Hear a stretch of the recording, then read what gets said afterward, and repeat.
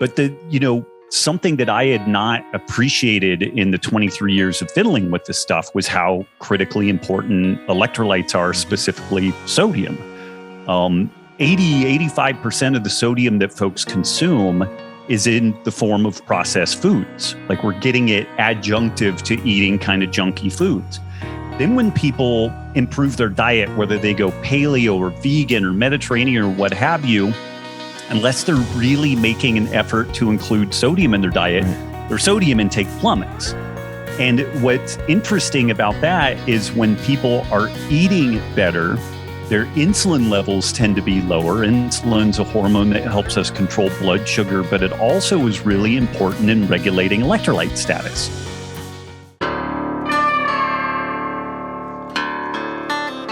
This is the Tom Rowland Podcast. Fascinating stories to amaze, encourage, and inspire you in fishing, fitness, and the outdoors.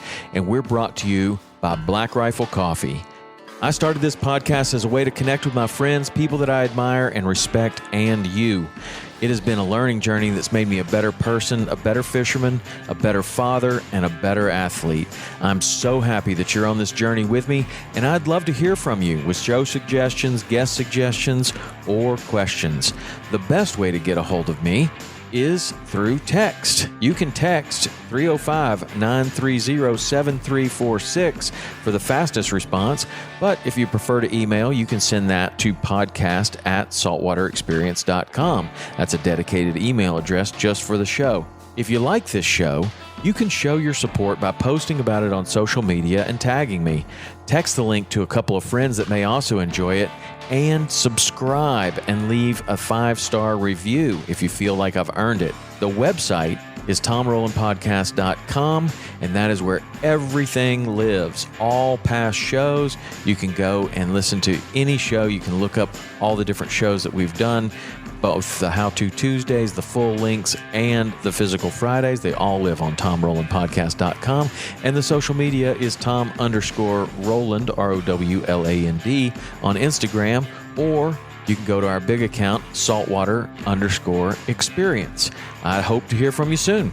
So now let's get on to today's show. Welcome. This is the Tom Rowland Podcast. I am Robb Wolf. I am a middle-aged, balding dude who's sold some books on the topics of Paleolithic nutrition. I co-founded the first and fourth CrossFit affiliate gyms in the world and was formerly a research biochemist in the areas of cancer and autoimmunity investigation.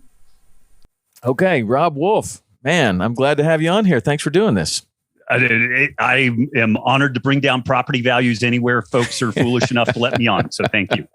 Well, seriously, I know I mentioned it before we started recording, but I've been following you for a long time. The Paleo solution, the very early days of CrossFit. You've done some tremendous work. I've learned a tremendous amount from you from a distance, and it's nice to finally meet you in person. Huge honor. Thank you. Thank you. And now you're all into jiu-jitsu. Well, not now, for the last few years, I guess. I've been scrapping away at it for a while. Yep. Yeah. What belt are you now? A brown belt, but don't read too much into that. It's kind of like when you think you're done having kids, and then one sneaks through the net. Like I think it was more of a drunken accident than any reflection of me getting better at it. Yeah. But I definitely I love it. It's an amazing community, and fortunately, my whole family, my wife, and both my girls participate in it also. So it's pretty cool having everybody kind of on at least that same page. Yeah, that's great. Jiu-jitsu is certainly an incredible sport. I was a wrestler in high school and have continued wrestling as my kids also wrestled, and I've been wrestling with them all the way through their high school careers stuff. Nice. And I really, my oldest son started jiu-jitsu, and he loves it. He really does. And he had to kind of figure out how to continue doing jiu-jitsu through COVID, which was probably a challenge for a lot of people. But anyway, he really likes it. He's out in Montana. Whereabouts in Montana? In Bozeman. Yeah. He is. Okay. Well, there's a SPG affiliate there in Bozeman now. Okay. So you definitely have him check it out. Yeah, for sure. Yeah. They both my boys went to Montana State there, right there in Bozeman. Oh, okay. And they're both still out there. And then my daughter is at Auburn. She's 18. Nice. So yeah. Nice. Anyway, well, I wanted to have you on here because I know that you've done, well, first of all, you're an interesting guest, but I know that you've done a tremendous amount of work on hydration. And the people that listen to this podcast, and myself included, one, this is a selfish pursuit because I want to know as much as I possibly can about hydration. The more I've learned about hydration and the better I take care of myself, I can see incremental increases in my energy level, in my performance, in my attention span throughout the day. Mm-hmm. And what's going to be very interesting to the people that listen to this, mostly fishing people, mostly fishing guides, I think, that spend 8 to 10 hours in the sun. A lot of times, either they're offshore, moving around, is pretty active, or inshore fishing guides that are poling a boat for 8 to 10 hours a day. And then a lot of these guys are also athletes because in order to be able to pole a boat for 8 to 10 hours a day for 150 days in a row without taking a day off, you also need to be in pretty good shape. So they're runners, they're lifters, they're CrossFitters, they're getting a workout in either before they're going out on the water or they're getting a workout in after they're going on the water, probably also drinking a lot of caffeine, and then drinking a lot of water, peeing throughout the day. So there are some very interesting hydration requirements. When I was guiding, I had a gallon of water that I just put in the boat, and I said, okay, I'm not getting out of the boat until I drink that gallon of water. So if I got to the boat ramp and there was, 2 inches left in the bottom of the water, I just drank it. And that was a huge improvement over not drinking very much water. But as I've learned, and what I want to learn today is there's more to it than that, than just drinking plain water. And so wondering what your journey was to kind of learning more about hydration in your own pursuit.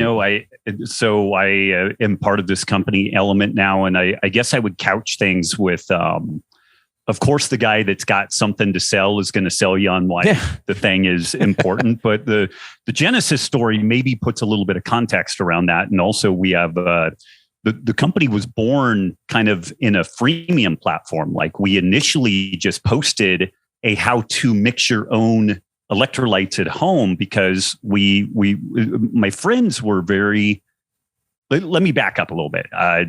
23 years ago, I had a pretty serious health condition. I had ulcerative colitis bad enough that I was facing a bowel resection and immunosuppressant drugs. I'm 5'9", 165, 170 pounds, not a big guy, but reasonably fit. At the low ebb of my ulcerative colitis, I was about 125, 130 pounds. So if you imagine like 40 pounds less of me, like I was emaciated. And it just, the deal with that is my gut was so inflamed that any food that I ate just went blasting out the other side pretty much unchanged. I mean, people die from ulcerative colitis all the time. Oftentimes people end up with like a J pouch or something like that. And, big chunks of their digestive tract removed.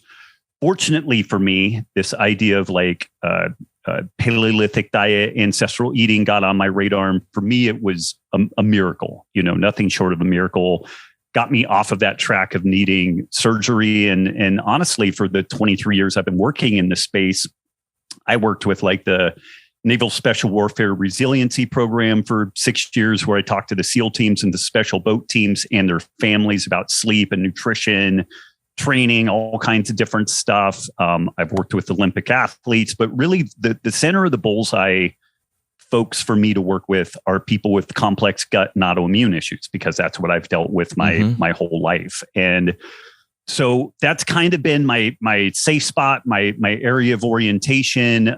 Those are the people that usually run the gamut of the standard medical scene, get a little bit of help, but they're not really addressing the underlying root cause problems that folks have. And so that just for some context for people, people are really sick, kind of gut and autoimmune related issues. That's kind of my safe spot. And so I've found that kind of lower carb, gluten-free, ketogenic, paleo type diets work amazing for this stuff. It's nothing short of miraculous for helping people to reset these things. And the cool thing about that is that if you have some complex health issues, 30 days of fiddling with your nutrition in this way will be an absolute eye opener. Either it's going to transform your life or it's kind of, and that's really the issue. And then you can move on. Like it's typically not a subtle kind of experience. Now, before we move on, if somebody does have that, what do you suggest the first step is? Is it elimination or is it addition? Do you add in the Paleolithic foods, or are you immediately taking out any sort of processed foods? Where do you tend to coach people to start? Usually elimination is kind of the thing that benefits people most. Mm-hmm. And this isn't 100%. A good friend of mine, Dr. Michael Ruscio, wrote a book called Healthy Gut, Healthy You. And my books talk about gut health quite a bit, but his book is like the in my opinion, the gold standard resource for gut related issues. There's also a gal, Agali Jacobs, and I am blanking on the name of her book, but her book is also a gut related book and it's outstanding as well. So, and they generally start folks on kind of an elimination diet. Mm-hmm. They mention what to include, which is usually meat and seafood, fruits, vegetables, that sort of things, and kind of recommend pulling out the grains, the pasta, oftentimes dairy, at least for 30 days, and then get to it. The ideal story there is that the person goes from sick to not sick. Right. And then we figure out what type of latitude we have with it, and sometimes people like me, if you want to be healthy, you have some really tight lane lines you have to operate in. Other people end up having a lot more latitude. But that reset is really the critical piece to it. It's usually 30 days to get things back on an even keel. And then we kind of tweak and modify from there. But something that I had not appreciated in the 23 years of fiddling with this stuff was how critically important electrolytes are, specifically sodium. 85% of the sodium that folks consume is in the form of processed foods. Like we're getting it adjunctive to eating kind of junky foods. Then when people improve their diet, whether they go paleo or vegan or Mediterranean or what have you, unless they're really making an effort to include sodium in their diet, their sodium intake plummets. And what's interesting about that is when people are eating better, their insulin levels tend to be lower. Insulin's a hormone that helps us control blood sugar, but it also is really important in regulating electrolyte status. And when people are eating well, just kind of a minimally processed diet, to say nothing of like a low carb diet, their tendency to retain sodium decreases. We tend to pee out sodium and pee out water and whatnot. And every physiological process in our body is driven by these sodium potassium pumps. People might remember back to like high school or college, biology classes where we talk about sodium potassium pumps, and every thought, muscle contraction, nerve impulse is driven by these sodium potassium pumps. And if things get off a little bit, if you have a little bit too little sodium, a little bit too much potassium, things go haywire really quickly. If somebody shows up unconscious to an emergency room, the three things that they look at really quickly and very, very carefully is blood sugar, because blood sugar changes can kill someone really easily. pH, the acidity or alkalinity of the blood. And again, that's controlled within super tight bounds. And then electrolytes. And between pH and electrolytes, it would be kind of a tough race to say which one is more tightly regulated. But if your electrolytes or pH get off by just a little bit, you will go unconscious or potentially die. And so it's a really important thing to keep hold of. And we have lots of different mechanisms to control what's going on there. And an interesting somewhat aside to this is an individual who's working at high motor output, heat, humidity. That person may lose more than 10 grams, 10,000 milligrams of sodium in a day. Wow. We've worked with NHL athletes that they do some pretty cool stuff. They'll take a patch that they know the surface area of the patch, and they'll put it on the person, and they'll see how much sweat and sodium goes into the patch. And then they do some calculations to figure out, okay, this is, 4% of my body surface area. And so we'll extrapolate from that. But pretty good numbers suggest that these guys will lose 10 grams of sodium in the course of an hour and a half, 2 hour game or hard practice session. Really? And that's not entirely different than jiu-jitsu with a gi. I mean, you're in a hot room there's a ton of like, stuff like when that. we wrestled, the thing was you turned the thing up and you were in there for 2 hours and just dripping wet. And then, of course, back then you were not supposed to drink water. Right. That was for weak people. Right. Yeah. And the contrast there is that our medical gatekeepers suggest that we should consume less than 2 grams of sodium per day. And, folks are oftentimes concerned about sodium because of high blood pressure and hypertension. Yeah, I definitely want to talk about that. There. Yeah, there's definitely a relationship there. But the interesting thing is folks with hypertension who go on low sodium diets, their hypertension doesn't go away. It goes down a little bit. But a high sodium diet for a hypertensive person is not a good thing. But interestingly, a low sodium diet doesn't fix the problem because the main driver isn't sodium intake. It's insulin resistance, where our body becomes, unable to respond to insulin the way that it should. And then we would tend to retain sodium. And this is where when folks will go on a low carb diet, they pee like crazy for like 3 or 4 days because their body is shedding all this excess water and sodium. And that's great if you're hypertensive. That's not so great if you're out pulling a boat for 8 hours in equatorial, sunlight and stuff like that.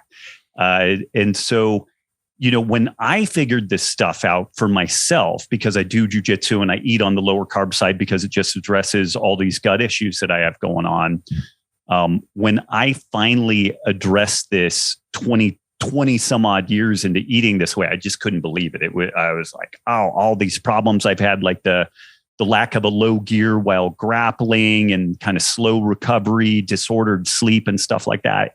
It all resolved virtually immediately. And I started looking at the folks that I serve.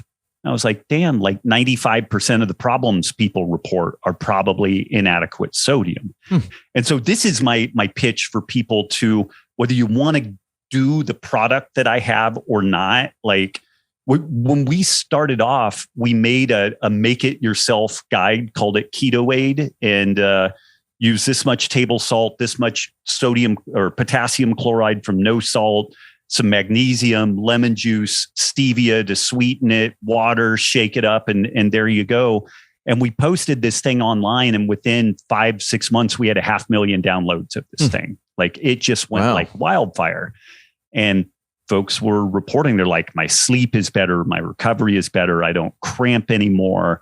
That desire for like mid-afternoon caffeine is gone because I really, my energy levels are better. It's kind of crazy to suggest this, but energy drinks really shouldn't be a bunch of caffeine and stimulants. They should be electrolytes, because where we generate energy is from sodium potassium pumps. It should be like coconut water with a pinch of salt or something like that. That really is a much, arguably better energy drink than a Monster or something like that. But we released this free guide for how to make your own electrolytes. It went like crazy. And then we started getting tagged on social media from folks saying, hey, we love this thing, but when I travel with 3 bags of white powder, TSA really, has some issues with that. Could you guys make some sort of like a convenient, stick pack thing? And that's really the genesis of the whole story behind that. And we still, to this day, if people go to drinkelement.com/homebrew, you can still get the make it yourself guide. So my long pitch with that is, if you are someone who is out in the heat and the humidity, if you have high motor output, I will, and if you eat well at all, like if you really pay attention to your food, you're probably not eating so much processed food that you're getting enough sodium. And chances are you are really broadly electrolyte deficient, and specifically sodium deficient. When we sweat, the electrolyte that we lose is almost exclusively sodium. We lose a tiny little trace amounts of potassium, trace amounts of magnesium. Those are both really critically important electrolytes as well. But if you're out sweating, doing jiu-jitsu on a boat, sun beating down on you, high humidity, and you're just pouring sweat, the thing that you're going to be super deficient in is sodium. And that is going to be the thing that really makes or breaks whether or not you're able to stay in the fight and keep doing what you're doing versus like getting heat exhaustion potentially. Right. So like a Gatorade, if somebody just drinks a Gatorade, what kind of sodium content does that have? So it's a funny story. When Gatorade was first formulated, they originally were a gram of sodium, 1,000 milligrams of sodium per serving. And then they've got some glucose in it, or now sucrose, just standard table sugar. But now you get about 200 milligrams of sodium with it. And so over time, Gatorade and things like that, although they have some sugar-free options on them, which I think are far better, but the sodium has gone down and the sugar has dramatically gone up. Now, they're way better than just doing plain water generally, because drinking plain water in this circumstance, the disaster that happens there is that we are becoming depleted of sodium specifically and water through the sweat. But if we just pour water on top of that, we're actually further diluting the ratio of sodium to potassium in our bodies. And this is where people can kill themselves. Every year, people usually hear about like boot camp recruits, people at football double days, triathlons, where people will end up hospitalized for over consuming water. And it's a state called hyponatremia, low sodium status. And it's funny, like the age that we are, when I was doing football, that was still in youth sports, it was take a salt tablet. Well, I knew that's what you were going to say. And I can remember, like when you're saying this, I remember you would go to the training room and you didn't even have to step into the training room. They had these pill dispensers right there, and you turn the bottom and two salt pills would come out. And it was like the coach says, like, go by the training room, get your salt pills and meet me out on the field, and and everybody did that. And then that's just gone away somewhere along the line. It's gone away. And I feel like it's gone away because of the blood pressure connection between sodium and blood pressure. But I've read some things that is not a really good study, that it all goes back to like one study, but I don't know.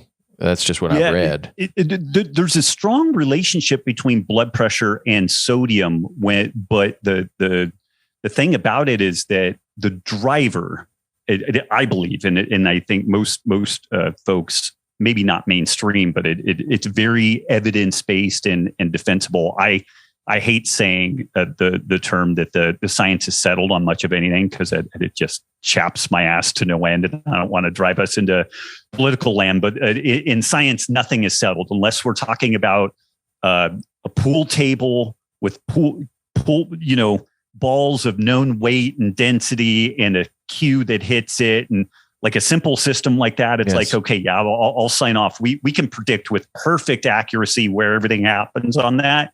You go to a biological system and you introduce variabilities of genetics and environment and everything in it. We have general guidelines, but like not much of anything is settled. But what we have noticed, so the hypothesis is that sodium increases blood pressure, period. Well, high sodium diets don't increase the blood pressure in all people. And in folks with high blood pressure, low sodium diets don't uniformly decrease blood pressure. It'll bring it down a little bit, but it's not a huge difference. But when we get people to normal, healthy insulin levels from eating fewer calories, usually a little bit less carbohydrate, then their blood pressure magically tends to normalize. And this is one of the interesting things from way back when people would go on like an Atkins protocol, that they would notice that their blood pressure would normalize. So I agree, like the demonization of sodium because of increased rates of hypertension definitely did away with like the gym salt dispenser. Right. And what it was replaced with is, water bottles that we travel with everywhere. I was talking to my wife about this. Like when I was a kid, our car, I don't know how old I was before we were wealthy enough to own a car with air conditioning. I might have been like 20 before, like my family was on the poorer side. Yeah. And, lived in rural Northern California. The summers would get 115, 120 degrees. And I didn't have a water bottle with me. I didn't have a jug of, milk jug full of water. Right. You just suffered through as a kid till you got where you were going. But the interesting thing about that is I wasn't super diluting my blood and the sodium content. So it was probably almost a better move to go that way. But I know I'm out in the not really, not really, because like that is, I mean, I see that journey of the same thing happened to me. I mean, we would basically never drink water. And then sometimes you just drink a soft drink when you're a kid because they weren't demonized yet. They were like perfectly fine. Yeah, everybody should have soft drinks. So you drink 3 Cokes and you're good to go. And then you're swimming or you're doing whatever. And, water gets in there occasionally, but it wasn't like, you should really drink this much water. And then somewhere along the line, the salt pills went away. And then people were told that you should be drinking a gallon of water, or you should be drinking a lot of water, and people are carrying around a gallon of water with them everywhere they're going and drinking that. And I was as guilty of that as anybody, because what I would do as a guide, well, first of all, when I first got to the Florida Keys, I didn't know how to take care of myself, and I wasn't eating properly. I wasn't wearing the appropriate clothes out in the sun. I was getting way too much sun. I was just fatigued, and other people around me weren't fatigued. They were wearing full long pants. They were wearing long sleeve shirts. They were staying out of the sun with a big hat. And then I started seeing, okay, well, the more clothes that I'm wearing, the more I'm protecting myself from the sun, the less fatigued I am. But if I drank water, then even the less fatigued I am. So then it's like, well, I'll drink 4 bottles of water. Then I feel pretty good. Then I'll drink 7 bottles of water. If a little's good, a lot's better. So then I end up with a gallon of water in the boat, which I know I'm sweating out a gallon of water and I'm peeing out a gallon of water because, you're also leaving the dock at 5 o'clock in the morning. So there's a few cups of coffee that go down. Right. And then you're going to be out in the boat all day. So you have this gallon of water. You think you're doing the right thing. And probably on some of those days, the clients are bringing lunches. It's deli meat. It's, sandwiches. It's some cookies. It's some of the, not great things because they're picking it for you.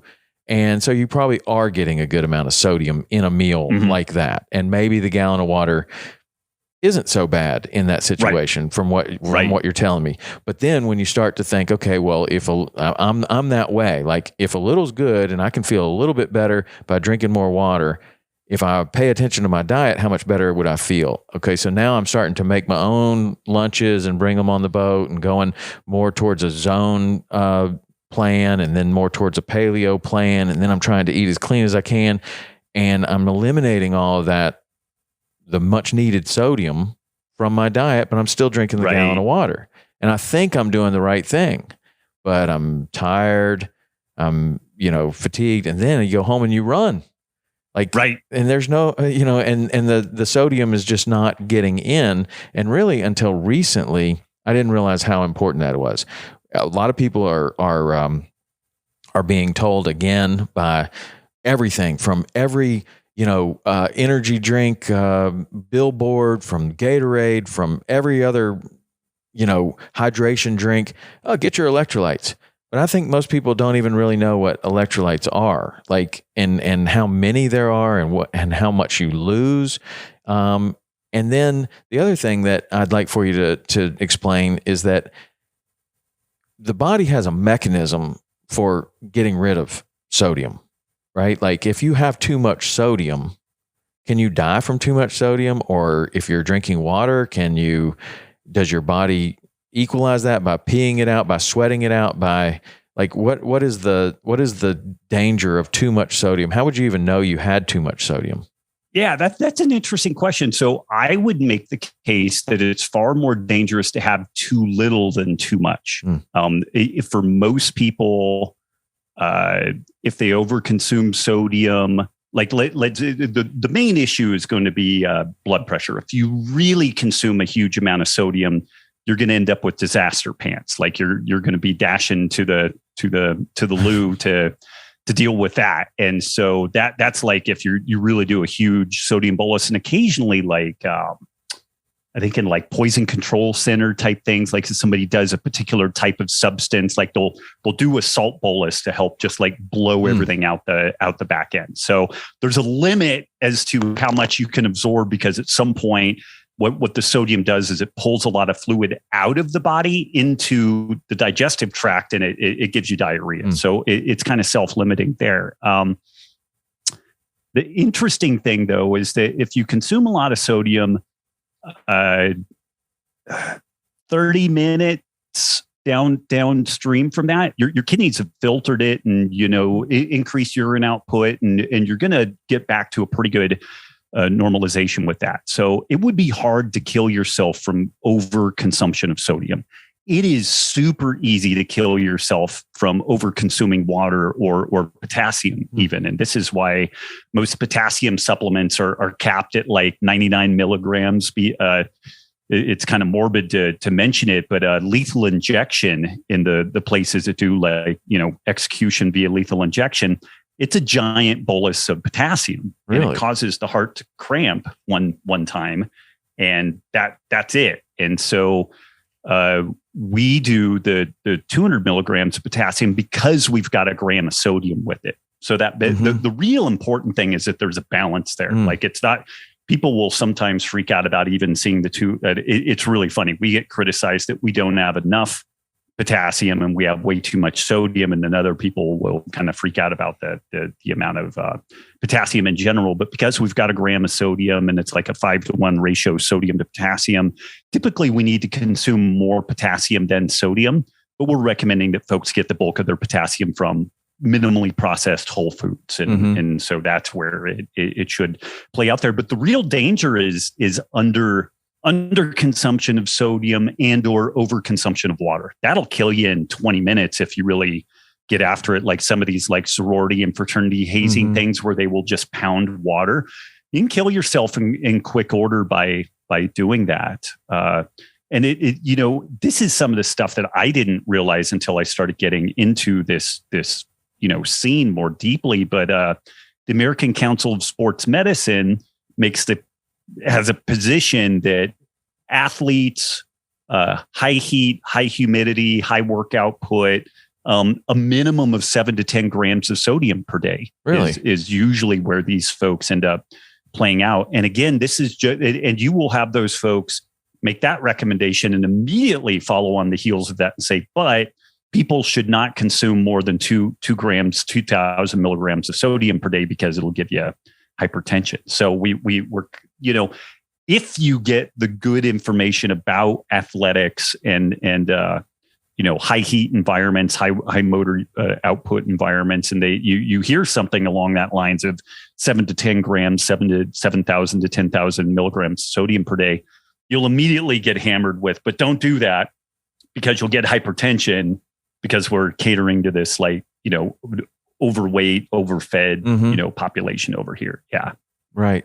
So, I mean, your product has 1,000 milligrams. So you're telling me that like these NHL players should have 10 of these, throughout a day, they should be getting the equivalent of 10 grams of sodium per day from but if you've got a super clean diet, like you're like my friend that I work out with all the time, he is totally paleo. He's had the greatest, he looks just the same, except 25 pounds came off of him. He was in good shape before, and we were talking one day and he's like, what are you doing? Or what kind of diet do you do? And I was like, well, mostly paleo. He goes, paleo, what's that? I just said, you can just eat meat and vegetables, nuts and seeds pretty much. And some fruit. And you just stay away from processed foods, basic, I didn't even think he was paying attention. And so he just basically took that prescription and he's been doing that ever since. And he dropped, 25 or 30 pounds. He's in fantastic shape. But I mean, his idea of splurging is some cauliflower. Like he is just so strict, and he loves eating that way. He loves eating vegetables. He loves eating meat. And that's basically what he eats. He eats some nuts. Right. So he's getting some sodium off of the nuts he's eating probably, but for the most part, zero processed foods. And he also cramps a lot. He's like one of the crampers that, you work out with some people and they're just prone to cramping. And I've been telling him, I'm like, man, I think your sodium intake is really, really low. But if somebody wanted to like know exactly, like not the population kind of suggestion or the sports suggestion or somebody else, but they're like this guy, he would invest in that patch, or he would go to his doctor and get a test, or he would do whatever. Money's not the problem. He wants to perform the best. Is there a way that you can kind of know what your own personal, because like some people sweat way more than others. And I would imagine that there would be different sodium, needs for somebody that's a super heavy sweater and is also a very heavy exerciser, like a 6 day a week, kind of 2 hours a day, kind of runner, triathlete, CrossFitter. I don't know, somebody like that that's also a super heavy sweater. How would somebody find out their own personal kind of sodium intake, outtake?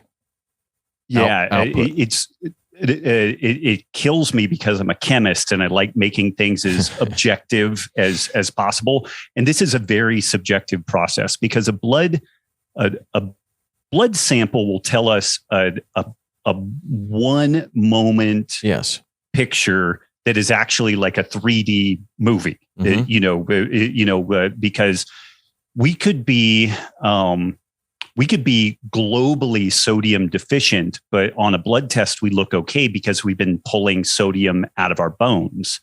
But when we pull sodium out of our bones, we pull calcium out of our bones too. So this is where we really look at symptoms, and like people who are cramping, they are so far down the sodium deficiency, electrolyte deficiency thing, that they've got miles of suboptimal performance. Their sleep is negatively impacted. Their heart rate variability is negatively impacted. Their cognition, day to day, moment to moment, is negatively impacted. Like by the time you get to the point that you're cramping, you've had a lot of very suboptimal performance. Your heart rate at any given work output has probably been 5 to 10 beats per minute higher than what it really needs to be. Wow. So what I would recommend for someone like this guy, use an app like Chronometer and really document every morsel of food that goes in your mouth and every scrap of sodium that you consume for, 3 days, 5 days, something like that.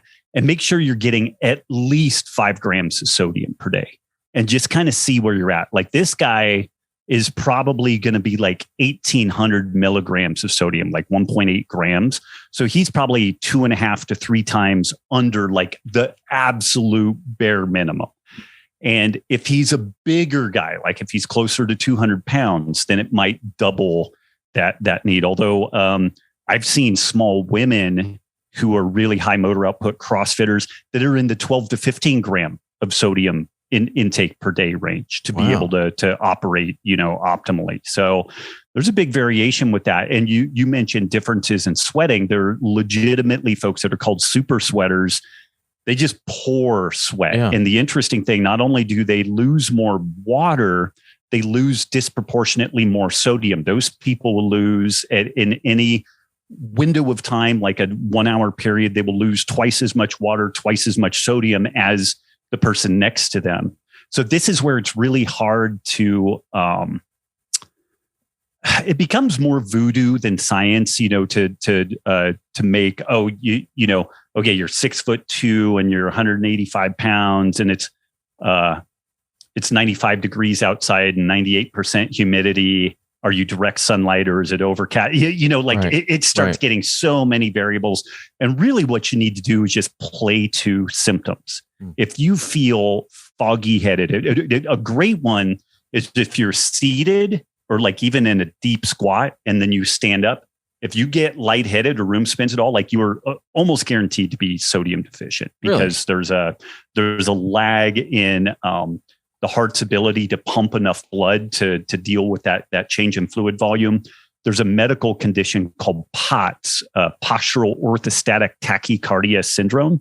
And it mainly affects kids, but it will affect adults also. But these folks need more sodium than average to be able to passing out when they go from seated to standing. And the POTS community was one of the earliest groups that headlong into they've known for decades that they need a lot more sodium than average to be able to make things work. Wow, that's super interesting. I've had that, on occasion, not throughout the day, but I work out in the morning, first thing in the morning, and sometimes afterwards I'll stand up and get a little lightheaded like that. Yeah. But I've started using your product as a pre-workout mix because I've been reading, that James D. Nicolantonio. Yep. Okay, so he's got in his book Win and in his book the Mineral Fix, Salt Fix. He's got the Salt Fix too. But he has the Mineral Fix. Yeah. And I've read all three of those books, and I think they're really good. Some of it is kind of over my head, but I can make it through. But the most interesting chapters in there, I think, have been on sodium, and he cites. First of all, in the back of his book, like the bottom 120 pages of his book are references. So, he seems to do a good job, referencing all of his studies and everything. But some of the studies are about how sodium improves your performance immediately, like with cyclists and other things, that if they get 1,000 milligrams of sodium, and then you have part of the group that gets that and part of the group that doesn't get that, the group that does get that can ride 20 minutes further, or it's like 20 minutes. That's that's not like 1%. That's serious. That's right. Like 10% further, and or maintain this wattage for 10% longer or 20% longer or 20 minutes longer. And he goes through a bunch of different studies in there, but I've started to try to do that in the morning. It's the first thing that I have is like one of these, and then maybe a little beta alanine in there. And it seems to have helped the performance greatly, but it's also super hot this time of the year. I'm sweating like crazy. And so then I'm kind of where I am now is it's like, okay, well, I'm getting 1,000 more milligrams of sodium than I was before I was doing this as a pre-workout. Where would I go after? Like I've just, and so it'll be like a 3-hour, sometimes it'll be like a 3-hour session or a 2-hour session. And then, then I'll go to work or go fishing or do whatever. And so should I get another one of these afterwards, or like, if you're sweating that much, sometimes it's a full shirt wringer. Yeah. You feel like you just jumped in the pool. I would play with it because, again, each person is kind of individual, but a little bit of a rule of thumb is about 1 liter plus 1 stick pack, like 1 gram per hour of fairly intense activity. And what I find with that is that if you do that, you never cramp. You don't get that brain fade where you're just kind of like, 1,000-yard stare by the end of the thing. We've been fortunate to be able to go and do a jiu-jitsu retreat in Costa Rica, and it's usually 95 degrees, 98% humidity. It's in a non-air conditioned steel building, and it's up on a hill. It's really nice. You can see the ocean. It gets cross breeze every day, but man, it's hot. Like the sun is beating down on this building, and you're in there and you're wearing a gi. Typically, sometimes we're no gi, but we it just depends on what we're doing that day. And in a situation like that, I will do again 1 liter plus a stick pack per hour, and then I'm right as rain through that. And if I get behind that, I'll start getting the toe cramps but prior to the toe cramps, I'll just get fatigued. Like I'm not sharp. I'm not able to stay focused. I'm not taking notes. I just start kind of fading out. And again, very self-serving to talk all this stuff up, but a really cool thing about this electrolyte story is if you're deficient in electrolytes and you're kind of feeling off, and you may not even notice that you feel that off, but that mid after, let's say like 1 p.m. and you're like, man, I really feel like I need an iced tea or an espresso or something to give you a little kick in the britches. You do some electrolytes instead. And just as an aside, like I do salty Palmers, I'll do like a Lipton iced tea, and then put either citrus or raspberry element in that. So it's a salty iced tea. It's amazing. Like, I mean, it's just phenomenal. And at the end of the day, if you put a shot of vodka or something on top of that, it's pretty damn good too. But you just feel amazing. And it's like 5 minutes. Like it doesn't take very long for electrolytes to start normalizing a person. So the cool thing with that, like creatine, we all know creatine is great. It's got great performance benefits. It's a antioxidant. It prevents oxidative damage in hypoxic environments. So it protects neural tissue and everything. But I don't know that I really have ever noticed like, oh yeah, I definitely feel better with it or whatever. And all kinds of supplements that, I think that they're probably good for me, but it's pretty subtle. When your electrolytes are on point, it's not subtle at all. Like you just feel better immediately. And again, this is where I go back to like our homebrew recommendation. Like if folks are skeptical about this and they go to like drinkelement.com/homebrew, like we tell you how to mix these things so that you can do it at home. And if you're just feeling a little off, or maybe you don't notice that you're feeling off, you're just doing your regular jam, but pre-workout, a little bit post-workout, mid-afternoon, like those, whenever you feel like you might be a little low energy, trying to up your sodium intake in this kind of, liquid beverage format, it's magic. 5-10 minutes later, typically people feel way better and they notice, oh, I don't need the caffeine specifically to be able to get that and shot the sugar. Of energy. Yeah. And they can avoid the sugar. Yeah. So as far as like a fishing guide, like somebody that's kind of in a low gear all day long in the hot sun, wearing protective clothing, or somebody that like a roofer. That's another good example. Yep. Somebody that's going to be working all day long up and down a ladder. That's kind of the equivalent of this fishing guide thing. Like, a roofer is going to be carrying more stuff than a fishing guide, but not a lot. I mean, a fishing guide a lot of times is holding the cast net.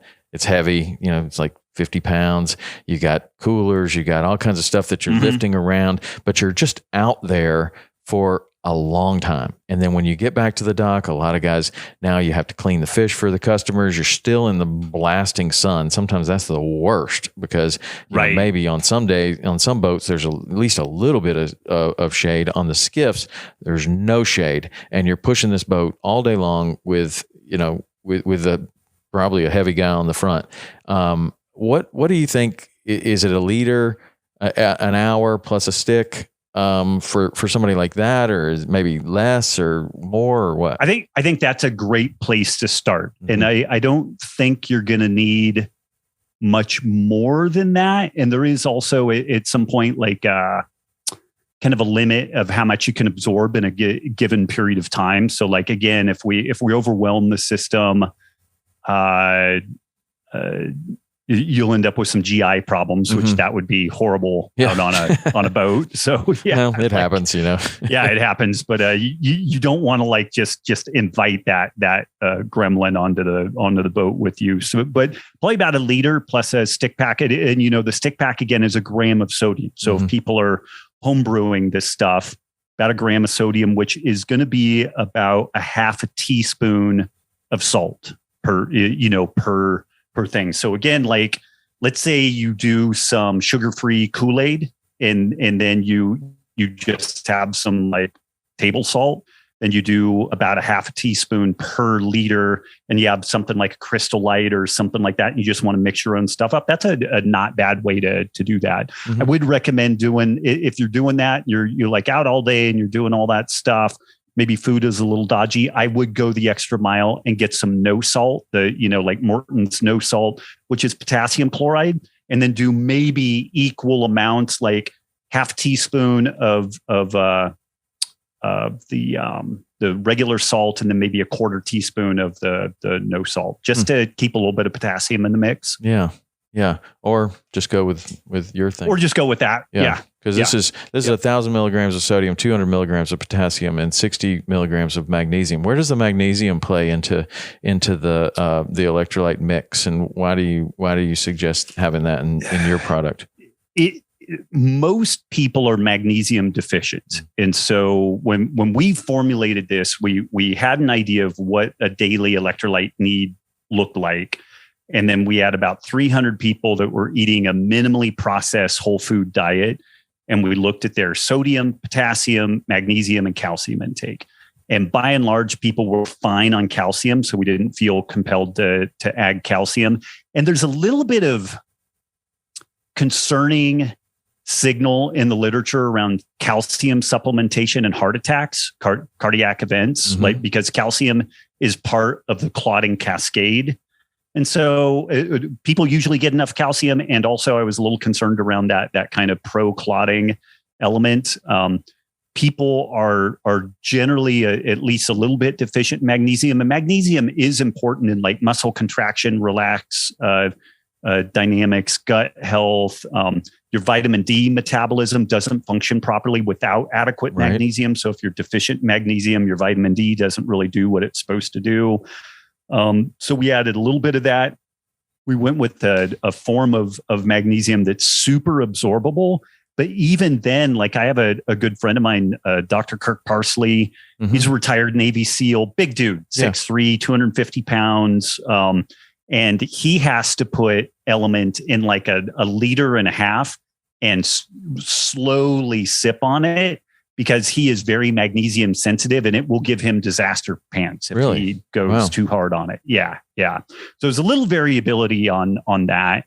But then finally, what we found was that people were really, really deficient in sodium. And so that's the thought process behind the formula, was looking at what we get from a minimally processed whole food diet.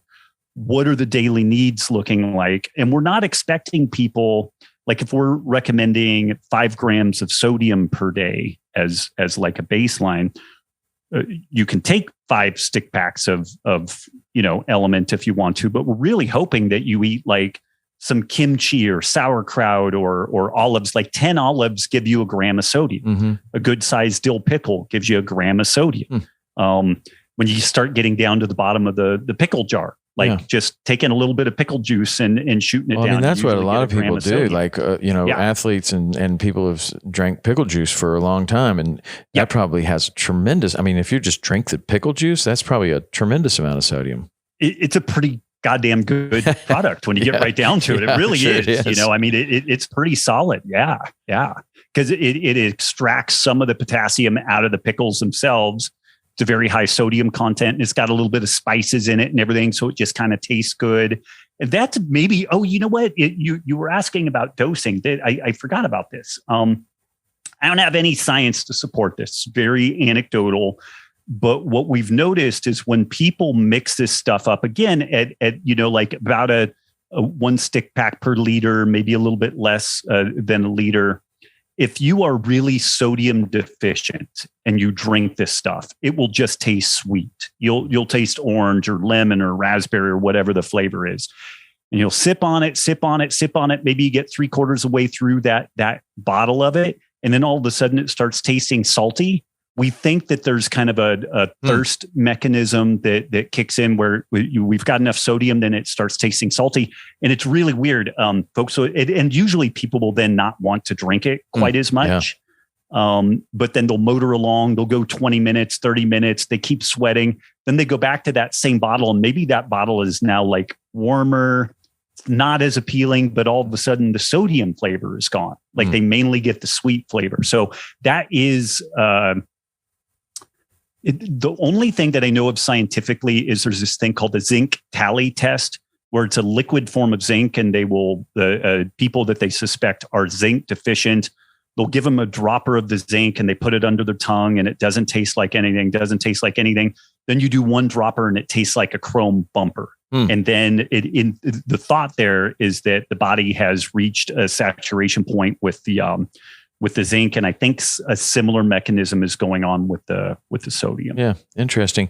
Have you ever come across like not necessarily cramping, but the calf twitching, where the muscles in the calves are twitching all the time? Is that sodium related?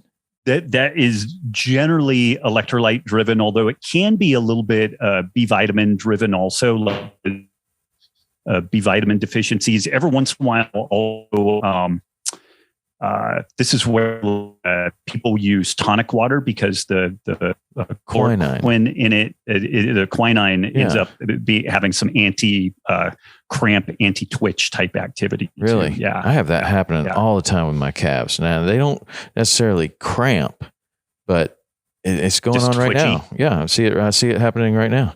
And the easy test on that is to like mix up an element, start sipping on it, and just see if that ends up addressing that. But it could be some B vitamins, could be some other mechanisms there too. Yeah. Interesting. So as far as I think we've covered the hydration pretty good, but you have so much other work, especially like the sacred cow, which is very interesting. We could talk about that for a couple of hours. But another thing that I was interested in is a lot of the work, just in the few minutes that we have left here, on sleep. You've done a tremendous amount of work on sleep. You write a lot of things on sleep.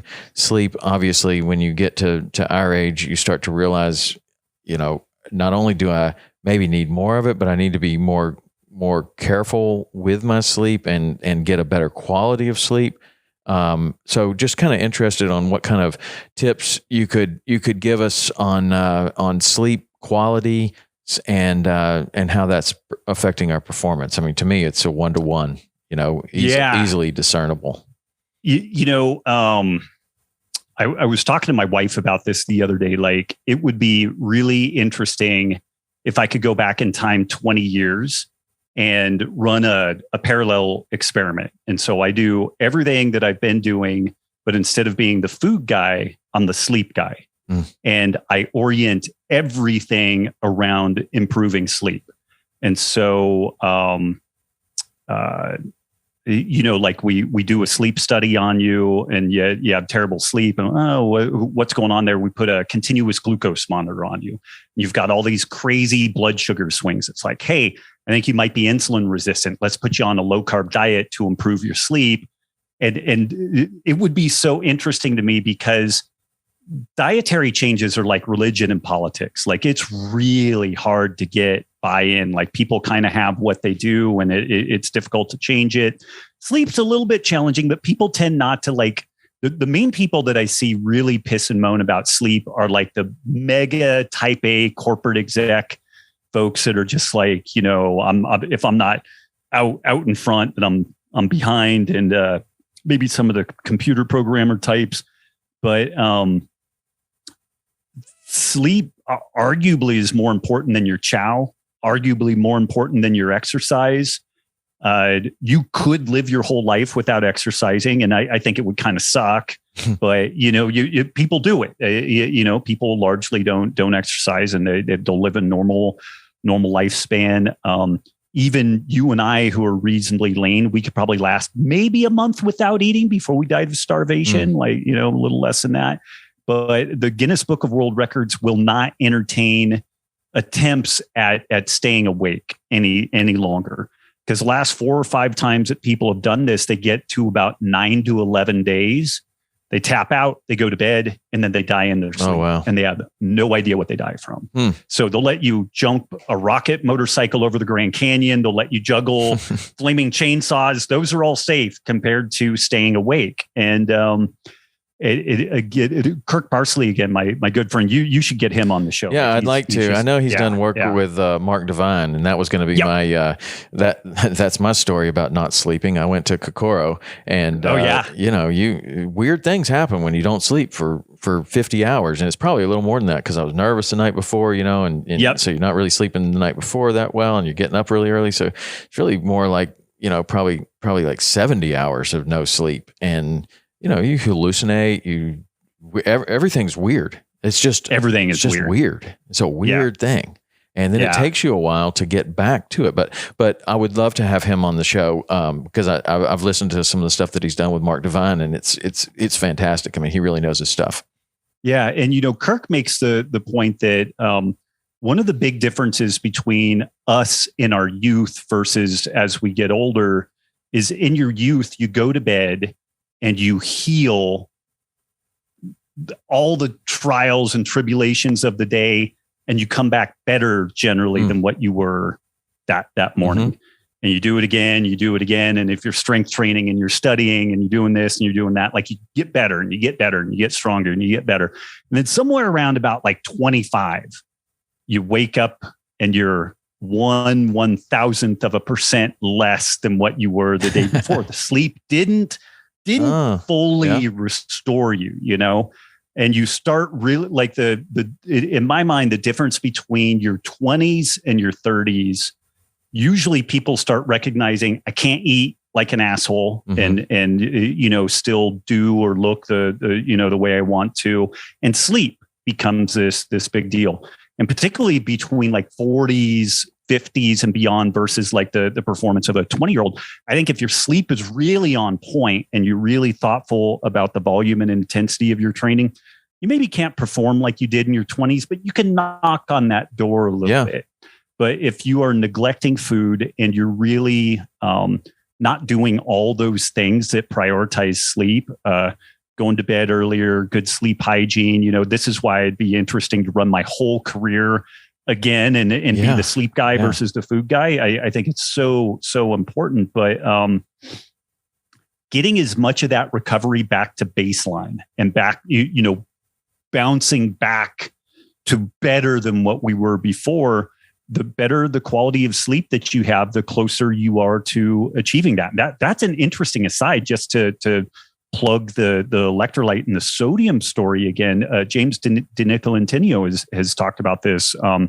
Chris Masterjohn also, like a half a gram to a gram of sodium before bed dramatically improves sleep for a lot of people. If you have to wake up to pee, and this is male or female, it can help you to stay asleep while you're stay down during that full sleep cycle. But it also has some other interesting mechanisms of suppressing cortisol release and some things like that. And for folks that track heart rate variability, they do like an Oura Ring or a Hoop or Fitbit or something like that. One of the biggest immediate changes that people notice is their heart rate variability score improves, which means that they're sleeping better and they're recovering better. And it's that good sleep quality is just it's like getting 10% compound interest versus 2% compound interest. Like it matters today, but what it really matters is weeks, months, and years of being consistent with it. That's where it really adds up. And the flip side of that is doubly true. It's kind of like if you're not taking care of yourself, then it's kind of like instead of taking a loan from a family member and they barely charge you anything versus like Guido, who's given you high credit card interest rates, like it will crush you over time if you're not reinvesting on that sleep side. Yeah. And it's not just the amount of time either. It's the quality of it and your sleep environment. That's what I've found is like really, the bed that you're sleeping on, what you refer to as sleep hygiene, the amount of light that's getting in the room, the time that you go to bed, but also just having a good environment somehow helps me to sleep better. Like if the room's clean, if the bed was made when I get there, I don't know. It maybe it's a psychological thing, but you pull that bed down and you're like, yes, everything's good. Taking a shower before bed or anything like that. Yeah. I mean, our mental state is huge. It's really funny. Our youngest daughter, who's 8, past couple of months, she's gotten herself whipped into this frenzy where like, I can't fall asleep by myself, and so like, I'll go up and rack out with her for a little bit. My wife will do the same, but she's convinced herself that she can't sleep. And clearly she can, we've been trying to teach her some belly breathing and a little meditation and stuff like that. And the crazy thing, she's like, I'm not like you. I can't do this. I can't do that. But then Nikki will get Sagan to put her hands on her belly and big inhale, big exhale, you do that for 3 minutes and the kid is snoring, Right. like she's out cold. It's like a stun line. But the mental state that she shows up for bedtime, and this is a kid. Normally, she's just funny. She's kind of a high strung kid, but yeah, I mean, to your point, like, and there's not really a right or wrong to this, but generally darker, cooler, clean, organized, like all those things seem to really help facilitate just relaxing.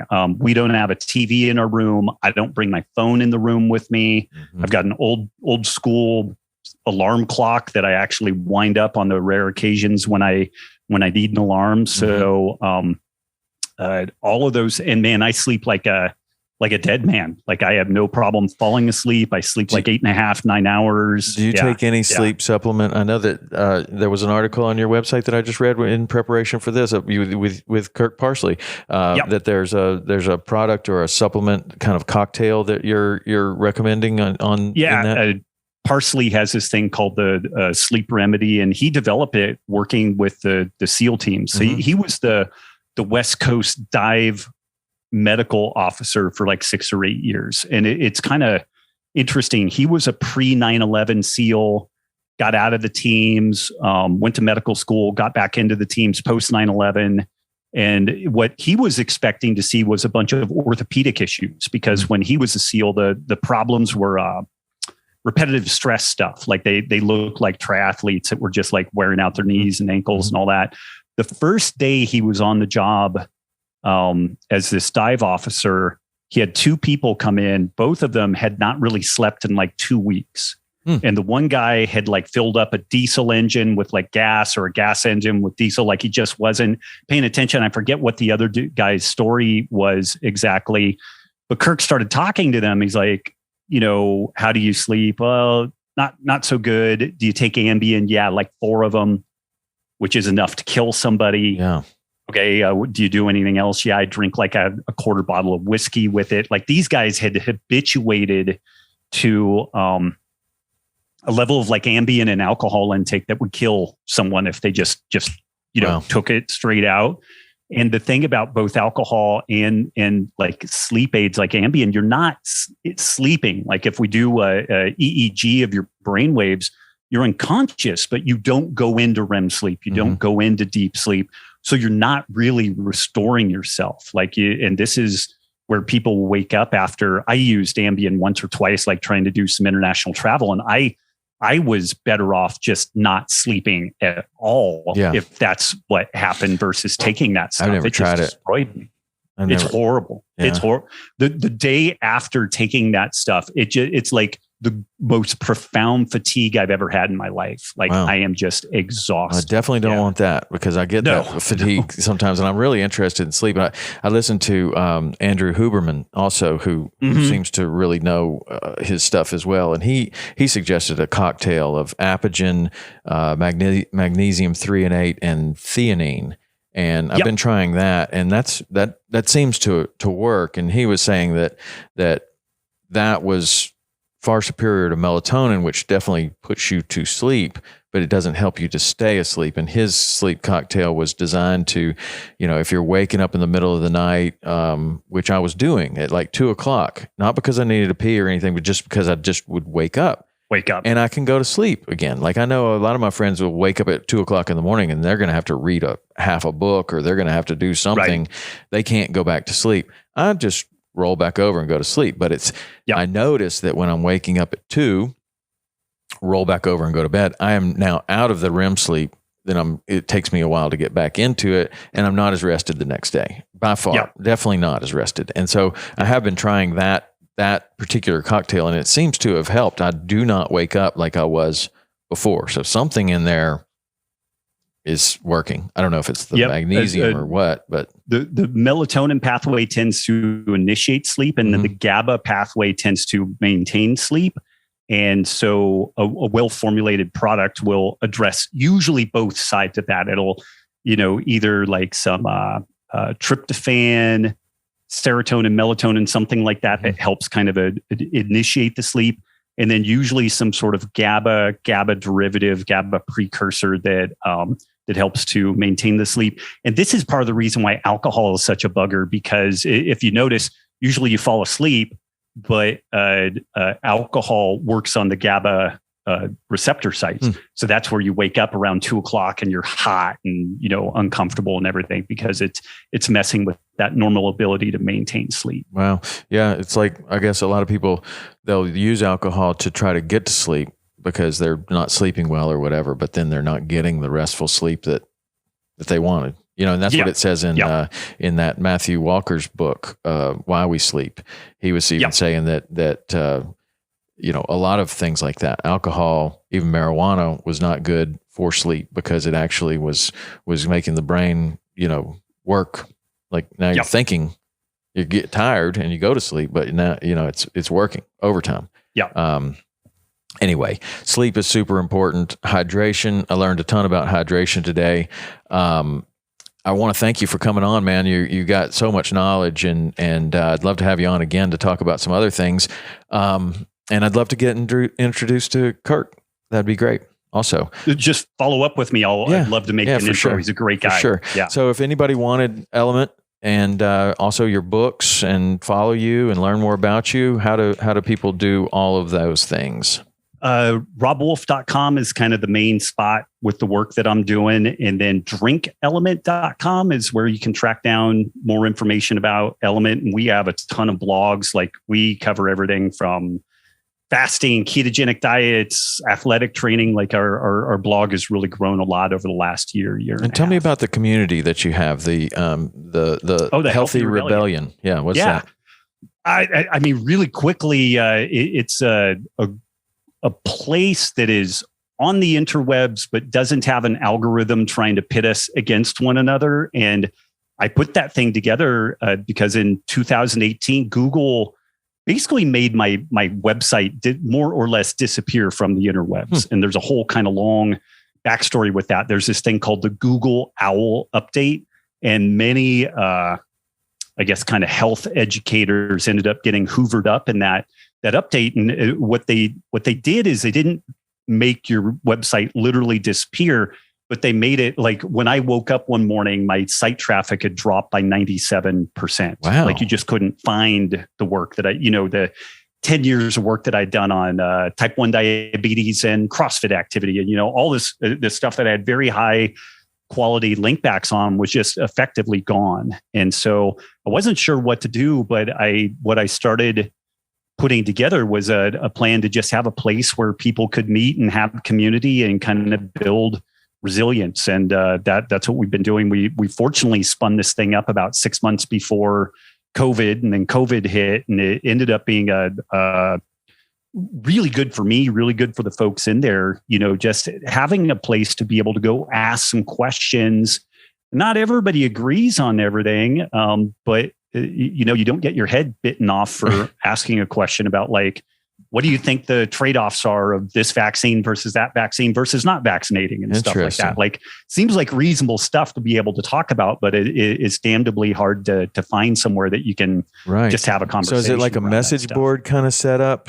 It's like Facebook, a message board, and a blog had kind of a baby. Okay. And it's on this platform called Mighty Networks. Okay. Yeah. It's pretty good.